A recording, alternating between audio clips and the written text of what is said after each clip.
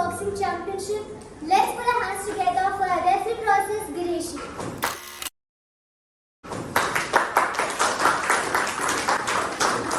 Process A, Aaron.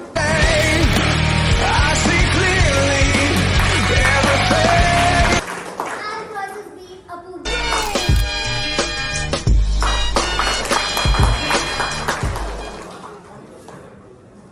Let me introduce myself as the teacher process who is going to explain what happens here. Okay, now you got to know that there are three processes entered into here, right?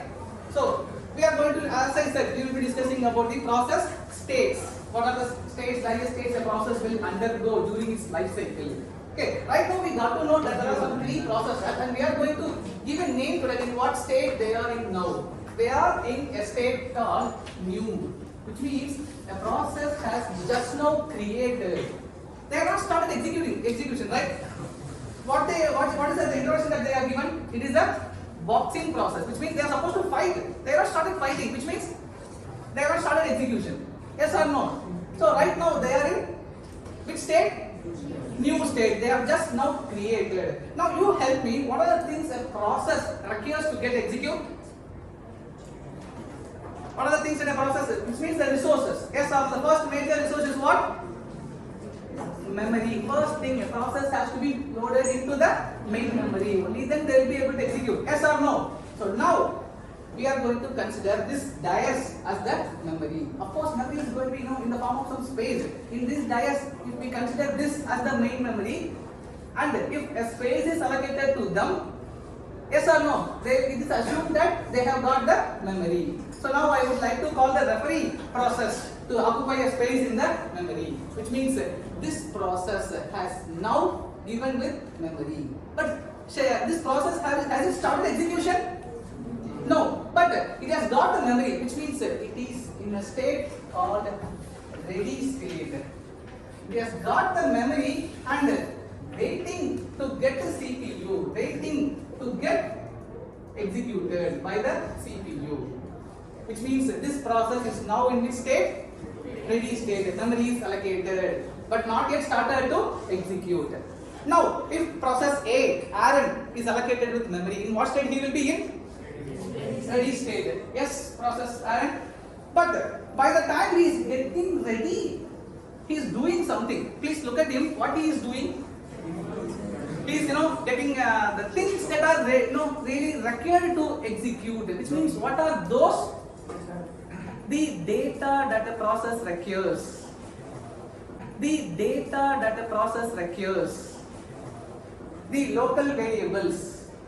Only for that process. Which means that he is doing that mouth guard, he is fitting that mouth guard. Since it is a boxing process, he is making the gloves and all to be used during the execution. He is getting those local variables.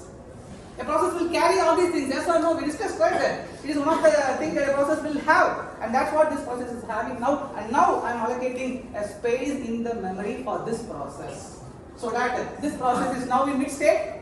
Ready state. And now see, there is another process that we have. What is that process? Process Aaron. Process Apoorvo. Okay. Process B for us. He is in which state now?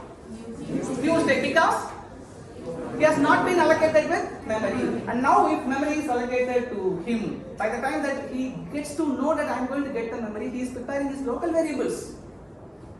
And then he will get into the memory, which means he is being allocated into the memory space. Yes, now Apoorvo has also got memory space, which means all the three processes now are in which state? Ready state, which means they have got the memory and ready to be executed by the CPU. Right there. Now see, they are in what? Ready state. When they are in ready state, the only thing that they have, that they require now is what?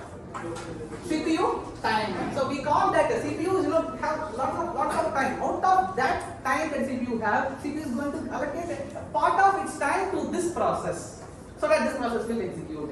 A part of its time to other process, so that it will get executed. We call that as CPU scheduler dispatch. When it gets the CPU time. So I am going to call this one as running is the next stage a process will get into if it gets what? CPU dispatch. If it gets that, it will get into which state? Running state. And on my signal now, all these three processes are assumed to get CPU time. Yes, they got CPU time now. Which means what they will do? The referee process is doing its job, yes or no? And the other processes are doing their job.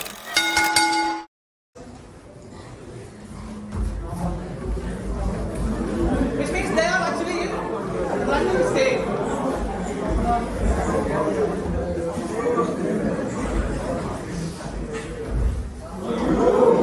Yeah, exactly. No, I think you would have observed what happened here. The process has done something that he is not supposed to do. Yes or no? At that time, what exactly happened?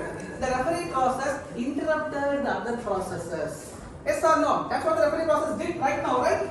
She did what? Interrupted the fight. During the execution, a process may get interrupted. When it is interrupted, means it is still in the memory, it is still allocated in the memory, but they are not able to do their job, which means they are in which state? They are in the ready state. They are still in the memory. Only thing is what? It has got interrupted, which means if you time whatever is allocated is now not with that processors. So again they are in the what? Which state? Ready state. Okay, now they get the CPU time again. They got the CPU time and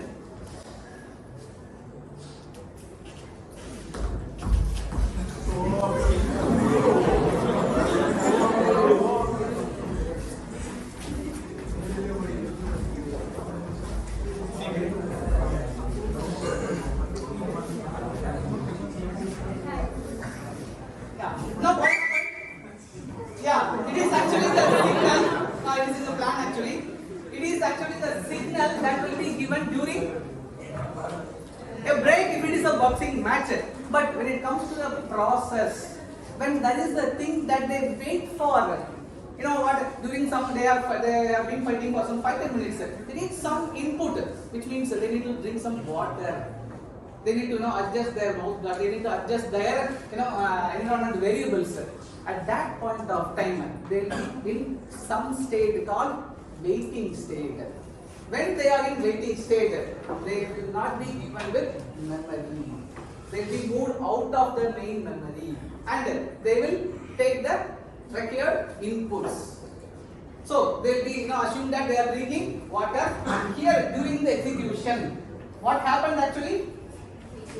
They are forced to wait for some IO event. Now they are waiting for what?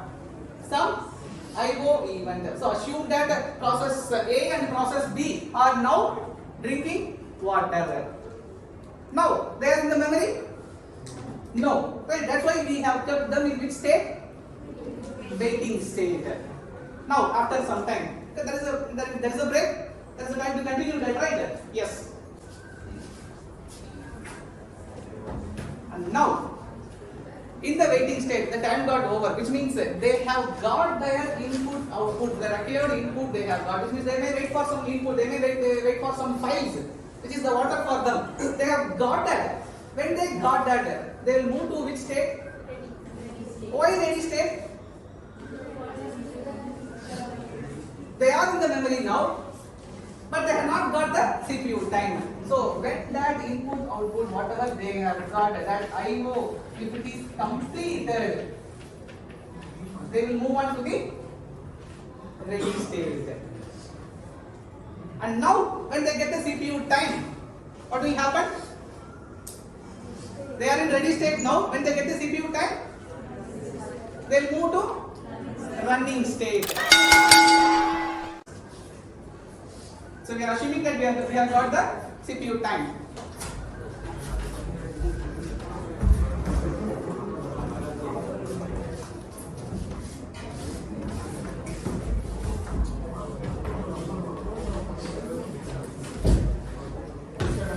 Now what happened here? when there is an interrupt during the execution, the process will move to ready state. Yes, now they are in the ready state. And now, again they have got the CPU time.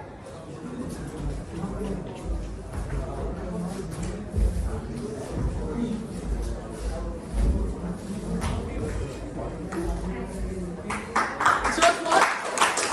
It's the time break, which means it's not always input output. It may be waiting for some signal also. What is that? It's not always input output that the process will wait for. The process may wait for some event to happen. The process may wait for some signals to happen. Upon that signal, they will continue. Now, what is the signal? Wait signal. So they have stepped out of the memory and they are in which state now? Waiting stage. Now let us again assume that at waiting signal they have got. Signal from the another process to continue the execution. Now they are in which state? Ready state. Very good. And now, if CPU time is allocated,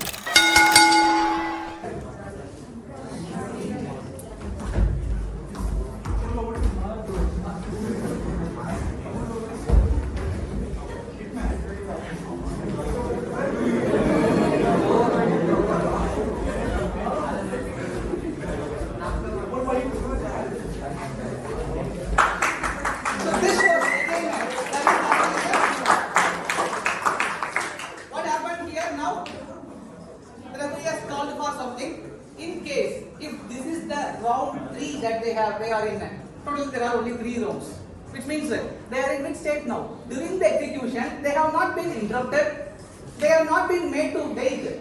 But what happened? What happened then? They have completed their execution, which means they will move to a state called terminated.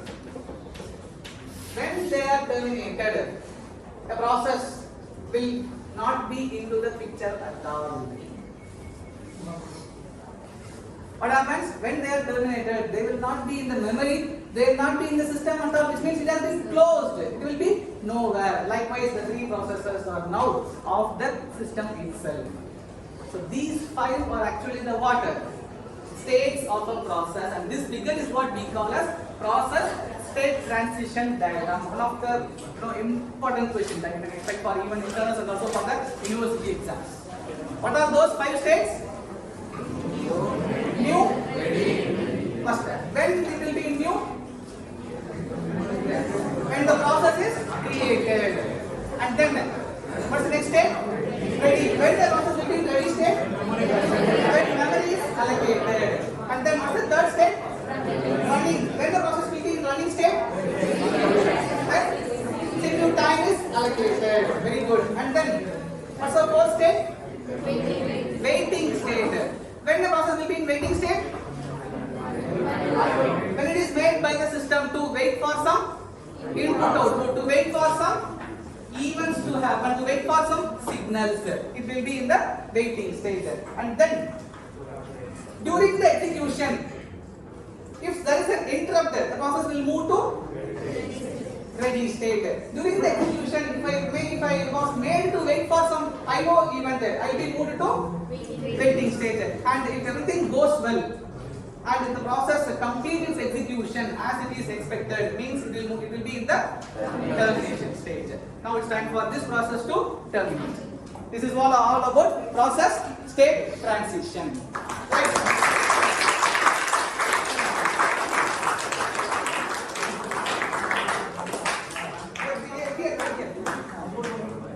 So once again, very applause for the 3 processes.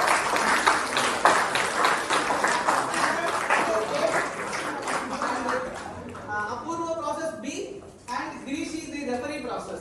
No, but purposely they have dressed like red and blue. We have this planned it in Saturday itself for us.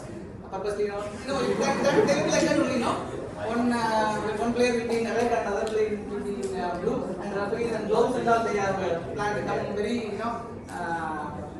prepared for this thing. So once again, thank you from my side. Yes, yeah, that's it for. Thank you.